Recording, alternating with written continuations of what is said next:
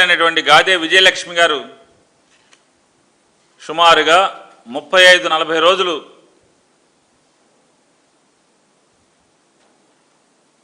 పగలు రాత్రి తేడా లేకుండా పోలీసుల చుట్టూ రోదిస్తూ తన కొడుకు జీవించి ఉన్నాడా లేదా మరణించాడా అనేటువంటి మీమాంసతో కొట్టుమిట్టాడుతూ కడుపు కోతతో ఆవిడ నరకప్రాయంగా తిరుగుతుంటే ఏ ఒక్క అధికారి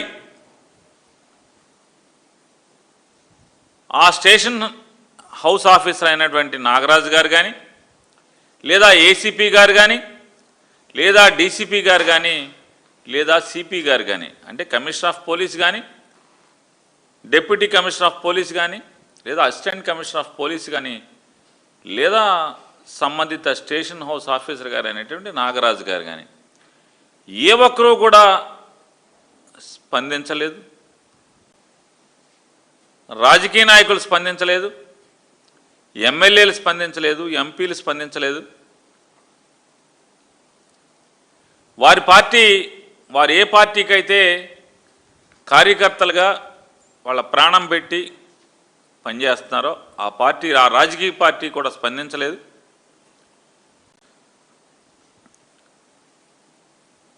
సరే, మేము వైఎస్ఆర్ కాంగ్రెస్ పార్టీ స్పందించిందో లేదో ఇక భగవంతుడికి ఎరుకది. ఇవాళ చంద్రబాబు నాయుడు గారు 40 రోజుల తర్వాత గాదే విజయలక్ష్మి గారు తల్లిగారు, సాయికృష్ణ గారి తల్లిగారు అనేటువంటి గాదే విజయలక్ష్మి గారిని పుట్టెడు శోకంతో బతికున్నాడో తెలియనటువంటి లేదా బ్రతికి చచ్చిపోయాడా, చంపేశారా, బ్రతికే ఉన్నాడా, జీవోత్సవంలాగా ఉన్నాడా, ఏ పరిస్థితి కూడా అర్థం కాని స్థితిలో ఉన్నటువంటి రోధిస్తున్నటువంటి ఆ తల్లిగారిని చంద్రబాబు నాయుడు గారు తన ఇంటికో తన దగ్గరకో పిలిపించుకుని భరోసా ఇచ్చారని చెప్పని తల్లిగారు, మేనమామ గారు, యువకుడు సాయికృష్ణ మేనమామ గారు అలాగే తల్లిగారు ఇద్దరు కూడా చంద్రబాబు నాయుడు గారితో కలిసి వచ్చిన తర్వాత వారు ప్రపంచానికి ఇన్నాళ్ళు తమకు అండగా ఉన్నటువంటి కొన్ని మీడియా ఛానల్స్కి వారు చెప్పారు, ప్రపంచానికి చెప్పారు. ఎవరెవరైతే ఆవిడ పట్ల సానుభూతితో ఉన్నారో వారందరికీ కూడా చంద్రబాబు నాయుడు గారు నన్ను బాగా మంచి మాట చెప్పారు, నాకు భరోసా కల్పించారు, నాలో నమ్మకాన్ని కలిగించారు, నీకు న్యాయం చేస్తానని చెప్పారు. నేను నమ్మకంతో ఇంటికి వెళ్తున్నాను అని చెప్పి వారు చెప్పారు. సంతోషమే. ఈ రాష్ట్ర ముఖ్యమంత్రిగా శోకంలో ఉన్న ఆవిడ ఇంటికి వెళ్ళకపోయినా కనీసం ఆవిడని పిలుచుకునైనా 40 రోజుల తర్వాత ఆవిడ దుఃఖాన్ని పోగొట్టే ప్రయత్నం చేసినందుకు, వారికి నమ్మకాన్ని కలిగించినందుకు ఆంధ్ర రాష్ట్ర ప్రజల తరపున అభినందనలే. అలాగే నారా చంద్రబాబు నాయుడు గారిని ఇంకొక విజ్ఞప్తి చేస్తున్నాం.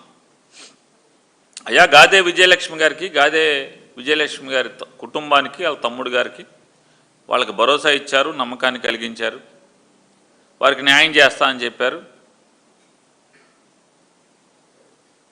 మరి అనేక సందేహాలు అంటే పుట్టెడు సందేహాలు ఉన్నటువంటి, అనుమానాలు ఉన్నటువంటి ఆంధ్ర రాష్ట్ర ప్రజలకు కూడా మీరు భరోసాని, నమ్మకాన్ని కలిగించడంతో పాటుగా ఈ రాష్ట్రానికి పోలీసుల యొక్క దాష్టికాలని ఏ రకంగా కంట్రోల్ చేయగలరో, ఆ యొక్క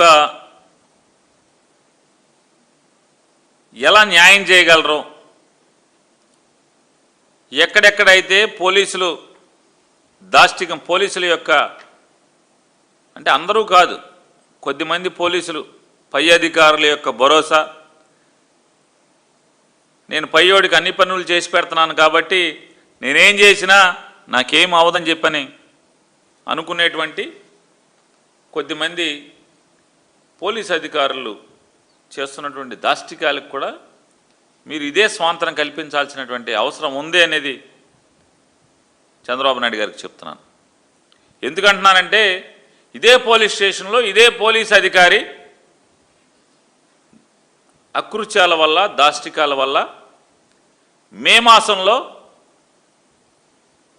ఇతని వల్లనే ఆత్మహత్య చేసుకుంటున్నానని చెప్పని వీడియో రికార్డ్ చేసి, ఆ వీడియోలో గుళికల మందు, అంటే పొలాలకి వ్యవసాయానికి పురుగు మందులను చంపటం కోసం వాడేటువంటి గుళికల మందుని రికార్డ్ చేస్తూ అవి తినేసి మరణించడం అనేది విచారకరం. అది ఆ కుటుంబానికి కూడా ఎప్పటికీ కడుపు కోతది. మన ఊరికే అందరం ఉంటాం, బతకటానికి కావలసిన దానికంటే కూడా చావటానికి చాలా ధైర్యం కావాలి, తెగింపు కావాలి. ఎంత బాధలుంటే నేను ఇక బతకటం అనవసరం అనే తెగింపు వస్తేనే చస్తాం మనిషి అనేవాడు. మరి ఆయన చనిపోయాడంటే ఆ యువకుడు ఆ రోజు చనిపోతే మర్నాడు పొద్దున ఎఫ్ఐఆర్ అవుతుంది. ఆ రోజు చనిపోతే మర్నాడు పొద్దున ఎఫ్ఐఆర్ అవుద్ది. అంటే దాని ఉద్దేశం ఏంటి?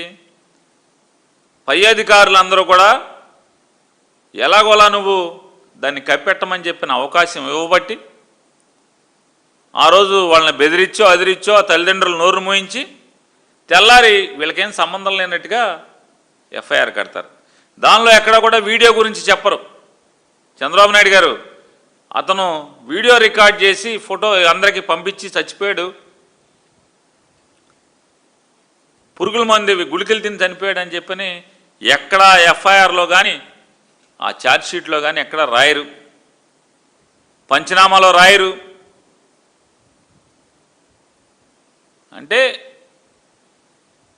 చంద్రబాబు నాయుడు గారు మీ నాయకత్వంలో, విజయవాడ సిపి గారి నేతృత్వంలో, ఆయన నాయకత్వంలో బెజవాడ పోలీసులు ఏ రకంగా నడిపిస్తున్నారో ఒకసారి మీరు సమాధానం చెప్పాలి, అందరికీ భరోసా కల్పించాలి.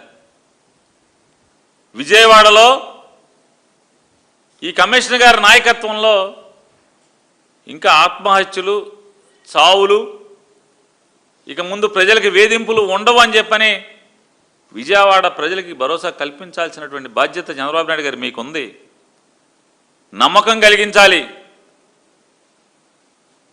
ఆల్రెడీ ఇప్పటికే చనిపోయినటువంటి ఆ దళిత యువకుడి కుటుంబానికి మీరు న్యాయం చేయాలి, పిలిపించుకోవాలి. పిలిపించుకోరా? వాళ్ళని పిలిపించుకోరా అంటున్నా. అంటే మీ పీకల మీదకి వచ్చింది కాబట్టి గాదే విజయలక్ష్మి గారిని పిలిపించుకుంటారు. పీకల మీదకి రానంత వరకు ఆ కుర్రవాడు దుర్మార్గుడు, దుష్టుడు, కిరాతకుడు, ఒక నరకాసురుడు, ఒక కంసుడు, ఇలాంటి రాక్షస జాతి అని చెప్పని అన్నట్టుగా మీరు సోషల్ మీడియాలో టీడీపీలో చిత్రీకరించారు మీ పార్టీ చేత, మీ నాయకత్వంలో, మీ దిశానిర్దేశం మేరకు, మీ అబ్బాయి దిశానిర్దేశం మేరకు. మరి వారందరూ మరి అటువంటి చరిత్ర ఉన్నటువంటి వాళ్ళని మీరు ఎలా హక్కును చేర్చుకున్నారు? మరి అంటే రాజకీయం, ప్రజలు మీ రాజకీయాన్ని తగ్గోసే పరిస్థితికి, మీరు మునిగిపోయే పరిస్థితికి, మీ పుట్టి మునిగే పరిస్థితికి వచ్చేప్పటికి మాత్రం మీ చాప కింద నీళ్ళు వస్తే వెంటనే ఆవిడని పిలుచుకుంటారు, నమ్మకాన్ని, భరోసాని,